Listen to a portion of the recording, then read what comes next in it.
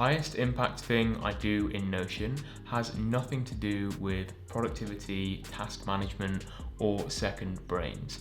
It has to do with something far deeper, and that's how I think. In this video, I'm going to take you through a system that has completely changed my life, and I call it the decisive mind.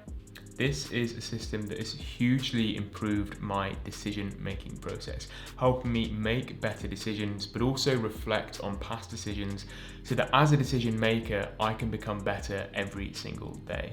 Hey guys, for those new to the channel, I'm Tom, and here we talk about how you can use Notion to solve real life problems. So if that sounds like something you're interested in, bang subscribe and you're going to be notified when I release new weekly videos. Today we're going to be going through my decision making system, the decisive mind. I'll leave the timestamps here, and I'm also going to leave a template in the comments, so check that out if you're interested. So first, let's answer this question as to why a decision-making system is important. Now for me, it comes down to something called leverage. Now there's loads of different definitions for leverage, and it's a bit of a buzzword at the moment, to be honest, but the way I think about leverage is it's just doing a certain amount of work that in the long run could yield huge results. Now, if you've got a lot of money, you could buy houses and you could flip them and you could rent them out, and this would be a way for you to build up leverage. If you've got a big company, you can use your employees as leverage as well, because you can do a small amount of work, which is delegating them work, and then their outputs are going to be massively beneficial to you. But for most of us, we don't have this kind of leverage. If we're just starting out in life, we don't have the money, we don't have the people, all we really have is ourselves and the own work that we can do. And fundamentally, I think the biggest way that we can achieve leverage is by making better decisions.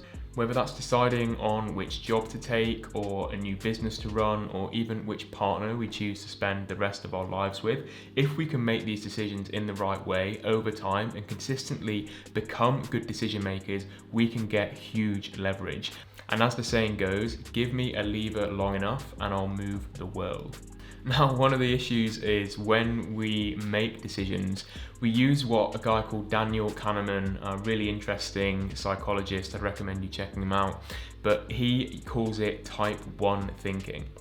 Now this type 1 thinking is really important. It's what helps us make snap decisions. It's what helps us decide if we're gonna run back from the road if a bus comes out. It's gonna be what helps us make choices about if we're gonna eat or if we're gonna exercise. Type 1 thinking is incredibly important on a day-to-day basis, but what it's not great at is making long, considered, methodical decisions. This is when we utilize our type 2 thinking. This is that slow burning decision-making process where we really step back, try and absorb all the different facts and make the best decision that we can with the information that we're given.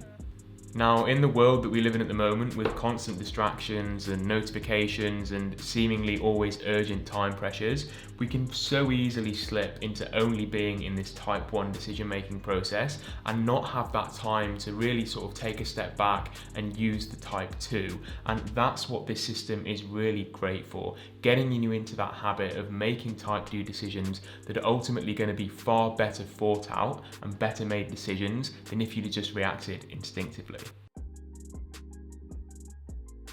So let's get into the meat of it now, which is the demo of the decisive mind. So the way that it starts out is it's just got this quote that I absolutely love, which is, "I'm not a product of my circumstances, I'm a product of my decisions." And I think it's so true. If you look back at your life and where you are today, you're just a product of every decision that you've ever made in your time that you've been alive. Now, this starts out with a little onboarding that I put together for you guys, because I do think it's important that when you start with a new Notion system, you really do understand how it works. So let's take a look at that. Now, the first thing that we have in the decisive mind is 5 different decision frameworks. And these are frameworks that have been taken from some of the best decision makers and best thinkers out there. We've got frameworks in here from the likes of Elon Musk, from Jeff Bezos, from Benjamin Franklin. They really are quite timeless frameworks that are going to help us to think in a more intelligent way. Now for each of these frameworks, I've labelled different use cases for them. So revolving door decisions, which we'll have a little look at, that's a kind of pre-decision framework that I like to use. And then these other ones, for example, second order thinking, is for big life decisions and complex problems. First principles thinking is a really good framework for complex problems. The decision-making balance sheet and regret minimization framework, these are really good when you have a decision to make with multiple different options. So let's have a look at a couple of these. I'm not going to go into detail of all of them, but you should get the gist of how this works. Now, if we open up revolving door decisions, what I've tried to do here is just in a lot of detail explain what the framework is, what it's useful for, and times you might use it. So for those that aren't familiar with this, revolving door decisions is a concept pioneered by Jeff Bezos really, and the idea is that when you're making a decision, you always want to kind of think of it in this revolving door, that it's a decision that if you want to, you can get out of. So the classic example for this was Richard Branson when he started Virgin Airways. Instead of buying all of the planes, he actually negotiated a term with the manufacturer that said, look, if this doesn't work out, I'm going to be able to sell these planes back to you for X amount of money. And then that obviously meant that he was mitigating his risk. Now, the frameworks all follow the same formula. They explain how the framework works, and then they take you through step by step how you can go around thinking in this way. Because when we start using a new framework, it's really not natural. It will become natural over time, but at the start, I think you do need a funnel and a step by step of first do this, then do this. So the first thing we're doing with the revolving door framework is just writing out the problem or the opportunity. And I'm giving an example here, which is, should we launch a new burger restaurant? And then we're just going to quickly assess how reversible this decision is. So the example that I've given here is just a little gallery of like a sort of kind of SWOT analysis of what the expenses might be from a resource point of view, from a strategic point of view. And then this can hopefully help to give you a better idea of what the hard to reverse aspects of the decision might be. And then finally, what we're going to do in the third step is sort of assess whether this decision that we've made is easily reversible. And if it comes out that it's not easily reversible, try and think of a few examples about how we could make it reversible. So the example here of the fast food joint is, okay, we need equipment to outfit the shop with to make this new kind of burger. So maybe you might want to think about, okay, could we make that reversible by leasing the equipment? We'd need to find a new supplier for new ingredients. Could we try and reuse existing ingredients? And this just kind of gets you into this way of thinking about things in a reversible way. And soon enough, if you're using this framework long enough, you won't have to go through this step by step because you'll find it becomes kind of hardwired into your operating system. First principles thinking is another really powerful mental model that I think is really difficult to embody, but once you do start embodying thinking from a first principles point of view, you just start to see really great results in choices that you make in life and just generally how you approach solving problems. So again, with this, there's a little background about what first principles is, where it came from, and what it's useful for, and also some times when you might want to use it. Now, this has famously been pioneered by Elon Musk. He's a great proponent of first principles thinking because at the heart of it, first principles thinking is kind of the scientific method. It's just reducing things down to their irreducible truths. Now, to work through first principles thinking, this is not easy. It requires a lot of thought. And the first thing that we're going to want to do is just be really clear about the question that we want to reflect on. The second step then is going to be taking this question and really trying to get to these fundamental truths. So with my example, we've got, why don't people think in first principles? Well, it's because they don't know about first principles thinking.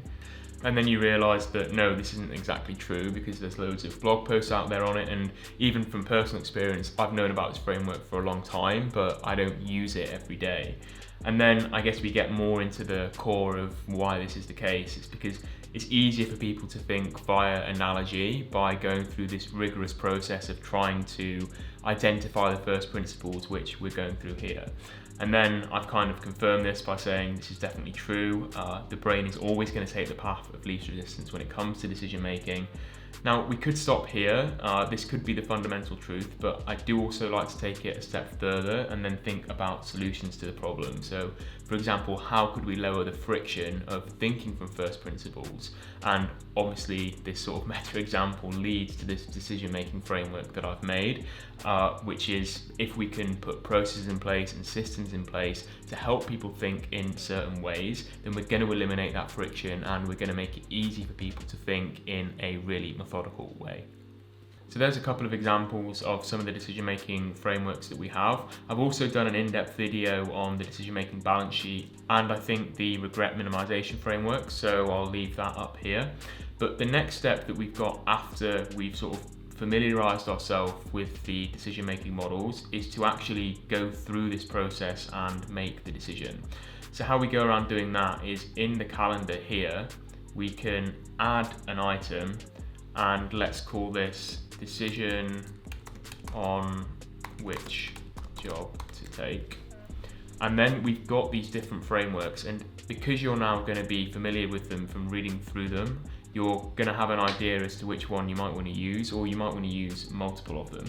So let's say, for example, this one here, I want to make the decision-making balance sheet. I'm just going to put this in here while this is loading. I'm going to change the status to decide. I'm also going to link in here which framework I've used. So we've got the decision-making balance sheet, and then the outcome we'll discuss a little bit later why that's important. And then it's just going to be a case of working through this framework, working through the key elements that affect the decision, making the actual decision-making balance sheet, which is this bit here, and then finally deciding on the result. Now, the third part of the decisive mind, and arguably the most important part, is actually going back and reviewing your decisions. So the idea here is that when we've made a decision, we don't just brush it under the rug and forget about it. We actually create a process to close the feedback loop of making decisions, because it's really quite mad when you think about it, that you go through your life and probably every month or so you're making one pretty significant decision, but you never review those decisions, you never contemplate, you never think about them, and then it's really difficult to actually improve our decision-making process. So the idea here is that we have this decision calendar here and we filter it out between is it to decide, is it decided, and is it reviewed? And you're just going to pull these through when the time is right to make sure that when that decision is ready to be reviewed, all you need to do is go in here, write a little bit about it, and then assign it a little outcome. And this I got from Sean Puri. He's a kind of venture capitalist, and I think he's quite big on auditing his decision-making process. And I really just like this idea that you assign an outcome to the decision, and then over time, if you've got a log of like 10 or 20 or 30 of these decisions, you're going to hopefully be able to identify common themes between the good decisions that you made and the bad decisions. So once you've completed the onboarding, you're going to be ready to actually come into the decisive mind. And this is just, I think, a really crisp, clear dashboard that's hopefully going to make using this system really easy for you. So the first thing that we have is actually the decision-making calendar. So obviously this is where you can come in and decide on which framework you might be using and make your decisions. And then here we have a to review section. Now this is only going to show stuff that has been sort of lying around for a little while and needs to be reviewed. So if we change the date here, and let's imagine that we made this decision a few months ago, it's then going to appear in this to review here, and then all we need to do is come in here, make our review, move it to decided, give it an outcome, and then it's going to disappear from the to review section. If we go further down, we also have the different frameworks if you ever wanted to familiarize yourself with those and understand which use cases they were. And of course, you can always add to this, if you have any decision-making frameworks that you like to use, you can create this bank for yourself where you've got 10 or 15 of the best frameworks that you know to think about problems. And then if you're ever in a case where you need to sit down and have a real deep think about something, you can just access these at the touch of a button. So that's the decisive mind. If you want to find more out about it, I'll leave a link in the description below for you to check out. But yeah, just a really great system, I think, and just goes to show the power of using a tool like Notion and how it can extend way beyond productivity into something that I think is far deeper, which is changing the way that we think. If If you like that video, I'm also going to leave another one here for you to check out. But thanks a lot and enjoy the rest of your day.